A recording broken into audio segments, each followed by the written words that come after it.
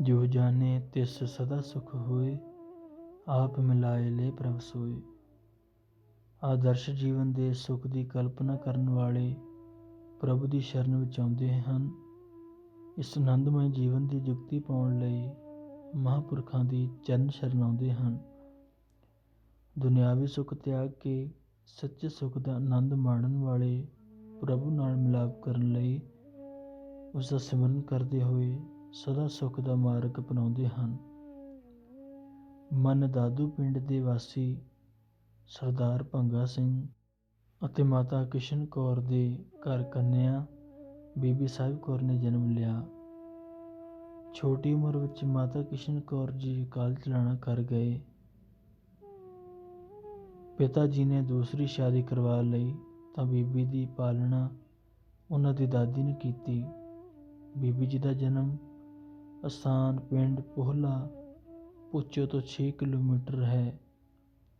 ਭਾਗ ਸਿੰਘ ਬੀਬੀ ਦੇ ਨਾਨਾ ਜੀ ਪੱਤੀ ਧੱਜੇ ਕੇ ਦਾ ਸੀ।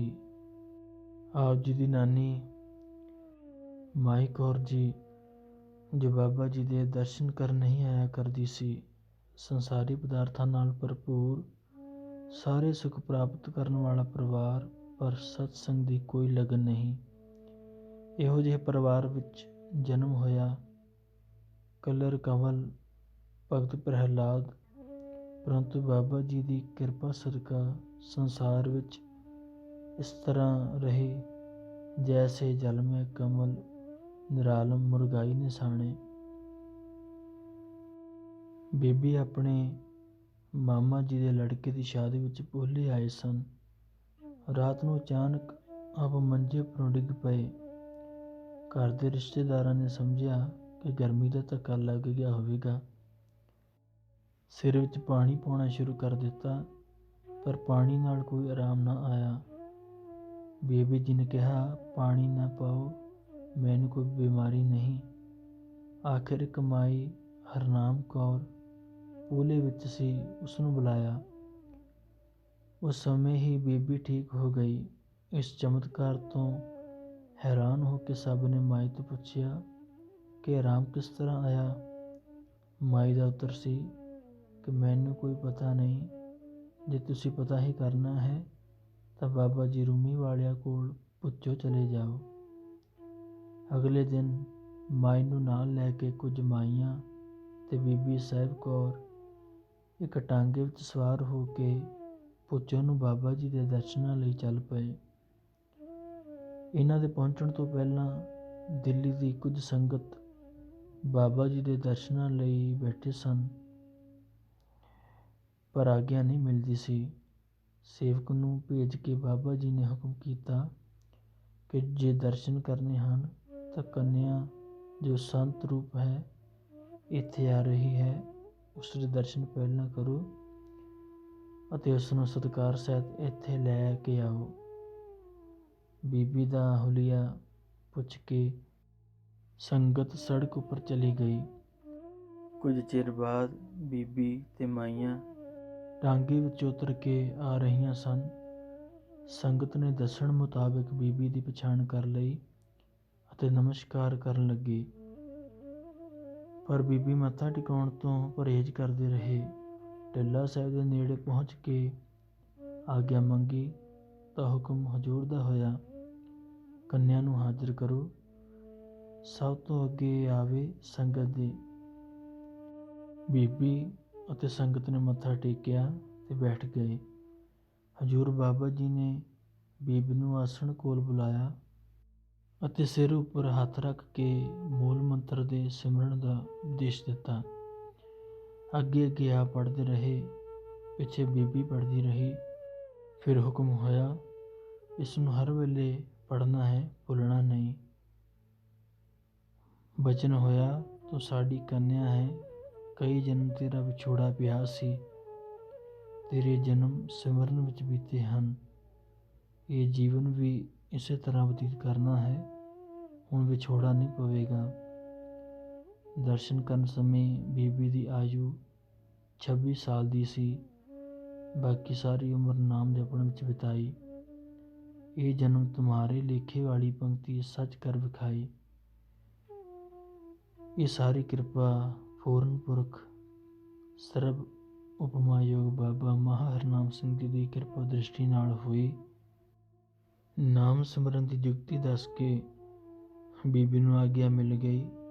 ਇਸ ਉਪਰੰਤ ਕਦੇ ਕਦੇ ਚਿੱਠੀ ਪਾ ਕੇ ਜਾਂ ਸੇਵਕ ਭੇਜ ਕੇ ਬੁਲਾ ਲੈਂਦੇ ਸਨ। ਜਲਣ ਬੁਝੀ ਸੀਤਲ ਪਏ, ਮਨ ਤਨ ਉਪਜੀ ਸ਼ਾਂਤ, ਨਾਨਕ ਪ੍ਰਭ ਪੂਰਨ ਮਿਲੇ, ਦੁਤੀਆ ਬਿਨਸੀ ਪ੍ਰਾਂਤ। ਕਾਮ ਕ੍ਰੋਧ ਮੋਹ ਅਹੰਕਾਰ ਲੋਭ ਦਾ ਫੰਦਾ ਮਨੁੱਖ ਦੇ ਗਲ ਵਿੱਚ ਪਿਆ ਹੈ। ਆਸਾਂ ਤੇ ਤ੍ਰਿਸ਼ਨਾ ਮਨ ਨੂੰ ਸੀਤਲ ਨਹੀਂ ਹੋਣ ਦਿੰਦੀਆਂ। ਮਾਇਆ ਮੋਹ ਦੀ ਜਲਣ ਵਿੱਚ ਇਨਸਾਨ ਸੜਦਾ ਹੈ, ਸ਼ਾਂਤੀ ਦੀ ਪ੍ਰਾਪਤੀ ਨਹੀਂ ਹੁੰਦੀ। ਤ੍ਰਿਪਤ ਮਨ ਸ਼ਾਂਤੀ ਦਾ ਮਾਰਗ ਭਾਲਦਾ ਹੈ, ਪਰ ਮਾਇਆ ਦੀ ਪ੍ਰਾਪਤੀ ਲਈ ਸ਼ੈਤਾਨ ਮਨ ਲੱਜਤ ਕਰਨ ਵਾਲੀਆਂ ਕੋਝੀਆਂ ਹਰਕਤਾਂ ਤੋਂ ਵੀ ਟਾਲ ਨਹੀਂ ਕਰਦਾ। ਜਿਸ ਪ੍ਰਾਣੀ ਨੇ ਲਾਲਚੀ ਮਨ ਨੂੰ ਤ੍ਰਿਪਤ ਕਰ ਲਿਆ ਤਾਂ ਕਹੇਗਾ, ਜਲਣ ਬੁਝੀ ਸੀਤਲ ਪਏ, ਮਨ ਤਨ ਉਪਜੀ ਸ਼ਾਂਤ। ਪਰ ਇਹ ਸ਼ਾਂਤੀ ਮਿਲੇਗੀ ਮਹਾਂਪੁਰਖਾਂ ਦੀ ਸੰਗਤ ਕਰਨ ਨਾਲ, ਉਹਨਾਂ ਦੇ ਉਪਦੇਸ਼ ਤੇ ਅਮਲ ਕਰਨ ਨਾਲ। ਨਾਮ ਜਪਣ ਨਾਲ ਮਨ ਆਨੰਦਮਈ ਅਵਸਥਾ ਵਿੱਚ ਰਹਿਣ ਲੱਗਾ। ਘੱਟ ਬੋਲਣ, ਘੱਟ ਖਾਣਾ ਪੀਣਾ, ਨੀਂਦ ਤੇ ਕਾਬੂ, ਇਕਾਂਤ ਰਹਿਣਾ।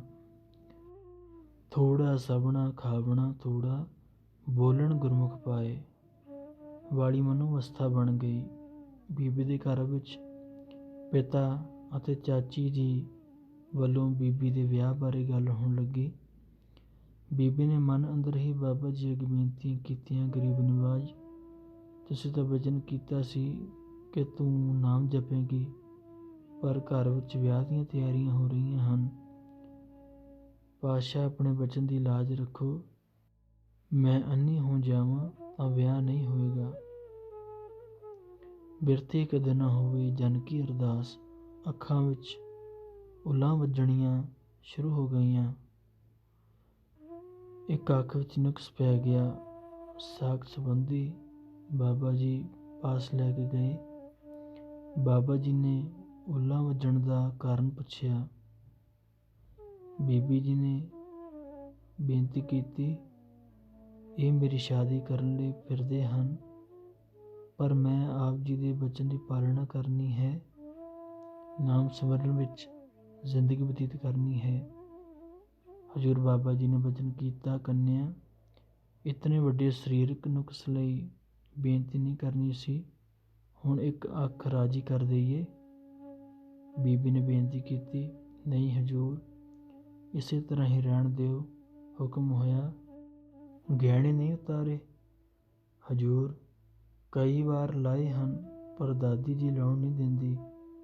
ਚੰਗਾ, ਫਿਰ ਇਹਨਾਂ ਨੂੰ ਉਤਾਰਨ ਦਾ ਸਮਾਂ ਕਦੇ ਮਿਲਾ ਦਿਆਂਗੇ।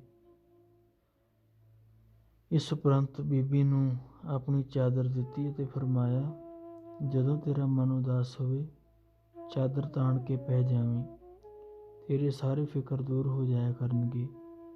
ਤੂੰ ਸਰੀਰ ਨੂੰ ਕਸ਼ਟ ਦੇਣ ਵਾਲੀ ਚਿਤਵਨੀ ਨਹੀਂ ਕਰਨੀ। ਇਹ ਚਾਦਰ ਅੱਜ ਤੱਕ ਉਸ ਪਰਿਵਾਰ ਕੋਲ ਨਿਸ਼ਾਨੀ ਦੇ ਤੌਰ 'ਤੇ ਹਾਜ਼ਰ ਹੈ। ਪਰਮੇਸ਼ਰ ਨਾਲ ਅਭੇਦ ਮਹਾਂਪੁਰਖ ਭਵਿੱਖਬਾਣੀ ਕਰਦੇ ਹਨ। ਸਮੇਂ ਦੀਆਂ ਹਕੂਮਤਾਂ ਆਉਣ ਵਾਲੇ ਲਈ ਬਣਾਵਾਂਗੇ, ਕਰਾਂਗੇ, ਕੀਤਾ ਜਾਵੇਗਾ। ਲਫ਼ਜ਼ ਵਰਤਦੀਆਂ ਹਨ, ਪਰ ਪੂਰਨ ਸਰਬ ਸ਼ਕਤੀਮਾਨ ਨਿਰੰਕਾਰੀ ਸਰੂਪ ਮਹਾਂਪੁਰਖ ਭਵਿੱਖਬਾਣੀ ਵਿੱਚ ਹੋਵੇਗਾ ਅੱਖਰ ਵਰਤਦੇ ਹਨ। ਉਹਨਾਂ ਪ੍ਰਭੂ ਤੋਂ ਇਹ ਸ਼ਕਤੀ ਗ੍ਰਹਿਣ ਕੀਤੀ ਹੁੰਦੀ ਹੈ ਕਿ ਆਉਣ ਵਾਲੇ ਸਮੇਂ ਵਿੱਚ ਇਹੋ ਜਿਹਾ ਵਾਪਰੇਗਾ। ਭਵਿੱਖਤ ਬਚਨਾਂ ਦੀ ਰਮਜ ਨੂੰ ਸਾਧ ਸੰਗਤ ਕਰਨ ਵਾਲਾ ਹੀ ਸਮਝੇਗਾ, ਕਿਉਂਕਿ ਮਹਾਂਪੁਰਖ ਸਿੱਧਾ ਨਹੀਂ ਦੱਸਦੇ ਹੁੰਦੇ। ਕੋਟ ਫੱਤਾ ਪਿੰਡ ਦਾ ਵਾਸੀ ਧੰਨਾ ਸਿੰਘ ਬਾਬਾ ਜੀ ਦੀ ਸੰਗਤ ਅਤੇ ਸੇਵਾ ਕਰਦਾ ਸੀ। ਗਰਮੀਆਂ ਦਾ ਮੌਸਮ ਸ਼ੁਰੂ ਹੋਇਆ। ਦੁੱਧ ਇਹਨਾਂ ਦਿਨਾਂ ਵਿੱਚ ਘੱਟ ਹੋ ਜਾਂਦਾ ਹੈ। ਕਈ ਸੇਵਕਾਂ ਨੂੰ ਦੁੱਧ ਦੀ ਸੇਵਾ ਲੱਗੀ ਹੋਈ ਸੀ, ਕਿਉਂਕਿ ਬਾਬਾ ਜੀ ਆਪ ਦੁੱਧ ਛਕਦੇ ਸਨ ਅਤੇ ਸੰਗਤ ਨੂੰ ਦੁੱਧ ਛਕਾਉਣ ਦਾ ਹੁਕਮ ਸੀ। ਦੁੱਧ ਦੀ ਕਮੀ ਹੋਈ ਦੇਖ ਕੇ ਸੋਚਿਆ ਕਿ ਮੇਰੇ ਘਰ ਸੱਜਰ ਮੱਝ ਹੈ, ਜੇ ਹੁਕਮ ਮਿਲ ਜਾਵੇ ਤਾਂ ਮੱਝ ਇੱਥੇ ਲੈ ਆਵਾਂ। ਮਹਾਂਪੁਰਖ ਬੇਪਰਵਾਹ ਹੁੰਦੇ ਹਨ, ਉਹਨਾਂ ਨੂੰ ਕਿਸੇ ਆਈ ਗਈ ਵਸਤੂ ਦੀ ਪਰਵਾਹ ਨਹੀਂ ਹੁੰਦੀ। ਸੇਵਕ ਜਿਸ ਨੇ ਸੇਵਾ ਦਾ ਮੌਕਾ ਸੰਭਾਲ ਕੇ ਸੇਵਾ ਲੈਣੀ ਹੁੰਦੀ ਹੈ, ਸੇਵਾ ਸੰਭਾਲ ਮਹਾਂਪੁਰਖ ਦੀ ਪ੍ਰਸੰਨਤਾ ਹਾਸਲ ਕਰਦੇ ਹਨ। ਧੰਨਾ ਸਿੰਘ ਨੇ ਸਮਾਂ ਵਿਚਾਰ ਕੇ ਬੇਨਤੀ ਕਰ ਦਿੱਤੀ, ਹਜ਼ੂਰ, ਦੁੱਧ ਘੱਟ ਆਉਂਦਾ ਹੈ, ਗਰੀਬ ਨਵਾਜ਼ ਹੁਕਮ ਹੋਵੇ ਤਾਂ ਮੇਰੇ ਘਰ ਸੱਜਰ ਮੱਝ ਹੈ, ਇੱਥੇ ਲੈ ਆਵਾਂ। ਧੰਨਾ ਸਿੰਘ ਮੱਝ ਲੈ ਆਇਆ। ਦੁੱਧ ਦੀ ਸੇਵਾ ਚੱਲਦੀ ਰਹੀ। ਕੁਝ ਸਮੇਂ ਬਾਅਦ ਮੱਝ ਦਾ ਬੱਚਾ ਪੇਚਸ ਦੀ ਬਿਮਾਰੀ ਨਾਲ ਪੀੜਤ ਹੋਇਆ ਅਤੇ ਮਰ ਗਿਆ। ਬਾਬਾ ਜੀ ਨੇ ਹੁਕਮ ਕੀਤਾ, ਧੰਨਾ ਸਿੰਘ, ਮੱਝ ਨੂੰ ਪਿੰਡ ਛੱਡ ਆਓ। ਹੁਕਮ ਅਨੁਸਾਰ ਮੱਝ ਪਿੰਡ ਛੱਡ ਆਏ। ਰੋਜ਼ੇ ਰੱਖਣ ਦੇ ਦਿਨ ਸ਼ੁਰੂ ਹੋ ਗਏ। ਮੁਸਲਮਾਨ ਰੋਜ਼ੇ ਰੱਖਣ ਲੱਗੇ। ਸ਼ਾਮ ਨੂੰ ਮਸੀਤ ਵਿੱਚ ਨੌਬਤ ਵਜਾ ਕੇ ਸਭ ਨੂੰ ਰੋਜ਼ਿਆਂ ਖੋਲ੍ਹਣ ਦੀ ਤਾਕੀਦ ਕਰੀ ਹੋਈ ਸੀ। ਹਰ ਸਾਲ ਇੱਥੇ ਪੁੱਚੋ ਕਲਾਂ ਨੌਬਤ ਖੜਕਦੀ ਸੀ, ਪਰ ਹਜ਼ੂਰ ਕੋਈ ਬਚਨ ਨਹੀਂ ਕਰਦੇ ਸਨ। ਪਰ ਇਸ ਵਾਰ ਜਦੋਂ ਨੌਬਤ ਖੜਕੀ ਤਾਂ ਆਪ ਜੀ ਨੇ ਆਉਣ ਵਾਲੇ ਭਿਆਨਕ ਸਮੇਂ ਦੀ ਭਵਿੱਖਬਾਣੀ ਰਮਜ਼ ਦੇ ਰੂਪ ਵਿੱਚ ਕੀਤੀ। ਬਚਨ ਕੀਤਾ, ਕੇਸਰਾ ਆ ਢੋਲ ਢਮੱਕਾ ਕੈਸਾ ਹੈ। ਹਜ਼ੂਰ, ਇਹ ਮੁਸਲਮਾਨ ਰੋਜ਼ਾ ਛੱਡਣ ਵੇਲੇ ਮਸੀਤ ਵਿੱਚ ਨੌਬਤ ਵਜਾਉਂਦੇ ਹਨ। ਕੇਸਰ ਸਿੰਘ ਨੇ ਉੱਤਰ ਦਿੱਤਾ। ਫਿਰ ਬਚਨ ਕੀਤਾ, ਕੇਸਰ, ਇਹ ਕੋਟ ਫੱਤੇ ਵਾਲਾ ਧੰਨਾ ਸਿੰਘ ਦੇ ਕੱਟੇ ਦੀ ਖੱਲ ਬੋਲਦੀ ਹੈ। ਤੈਨੂੰ ਪਤਾ ਹੈ ਕਿ ਕੱਟਾ ਕਿਸ ਨੇ ਮਾਰਿਆ ਹੈ? ਬਾਦਸ਼ਾਹ, ਮੈਂ ਬੇਖਬਰ ਹਾਂ। ਬਚਨ ਹੋਇਆ, ਅਰਜਨ ਸਿੰਘ ਪੁੱਤਰ ਪ੍ਰੇਮ ਸਿੰਘ ਕੱਟੇ ਉੱਪਰੋਂ ਰੋੜ ਪਲੰਘ ਕੇ ਸੁੱਟ ਗਿਆ। ਇਹ ਕਾਰ ਗੋਂਦੇ ਬਾਣੀਏ ਦੀ ਵੀ ਹੈ। ਫਿਰ 10-12 ਆਦਮੀਆਂ ਦੇ ਨਾਮ ਲਏ। ਇਹਨਾਂ ਨੇ ਸਾਜ਼ਿਸ਼ ਨਾਲ ਕੱਟਾ ਮਾਰਿਆ ਹੈ। ਮੱਡੂ ਤੇ ਮਿੱਡੂ ਮੋਚੀਆਂ ਨੇ ਖੱਲ ਲਾਈ ਹੈ। ਇਸ ਖੱਲ ਨਾਲ ਨੌਬਤ ਮੜੀ ਹੈ। ਜਦ ਵੀ ਨੌਬਤ ਵੱਜਦੀ, ਉਪਰੋਕਤ ਬਚਨ ਕਰਨਾ। ਸੰਗਤ ਨੇ ਰੋਜ਼ ਇਹੀ ਬਚਨ ਸੁਣਨੇ। ਇੱਕ ਦਿਨ ਸੰਗਤ ਵਿੱਚ ਇਸੇ ਨਗਰ ਦਾ ਬੁੱਧ ਰਾਮ ਬੈਰਾਗੀ ਸੰਪਰਦਾਇ ਵਾਲਾ ਬੈਠਾ ਸੀ। ਇਹ ਹਸਮੁਖ ਸੀ। ਮਜ਼ਾਕ ਦੇ ਲਹਿਜੇ ਵਿੱਚ ਇਸ ਨੇ ਕਿਹਾ, ਹਜ਼ੂਰ, ਕੱਟੇ ਨੂੰ ਇੰਨੇ ਆਦਮੀਆਂ ਮਾਰਿਆ ਹੈ। ਬਾਬਾ ਜੀ ਨੇ ਬਚਨ ਕੀਤਾ, ਸਮਝ ਤੂੰ ਵੀ ਉਹਨਾਂ ਦਾ ਸੰਗੀ ਸੀ। ਨਹੀਂ ਮਹਾਰਾਜ, ਨਹੀਂ ਕਹਿਣ ਤੇ ਬਚਨ ਦਾ ਭੇਦ ਖੋਲ੍ਹਿਆ। ਕੇਸਰਾ, ਬਿਮਾਰੀ ਪਵੇਗੀ, ਜਿਨ੍ਹਾਂ ਦੇ ਨਾਮ ਲਏ ਹਨ ਸਭ ਖਤਮ ਹੋ ਜਾਣਗੇ। ਬਚਨ ਟਲ ਹੋਇਆ, ਸਾਰੇ ਹੀ ਖਤਮ ਹੋ ਗਏ। ਕੇਵਲ ਬੁੱਧ ਰਾਮ ਹੀ ਬਖਸ਼ਿਆ ਗਿਆ।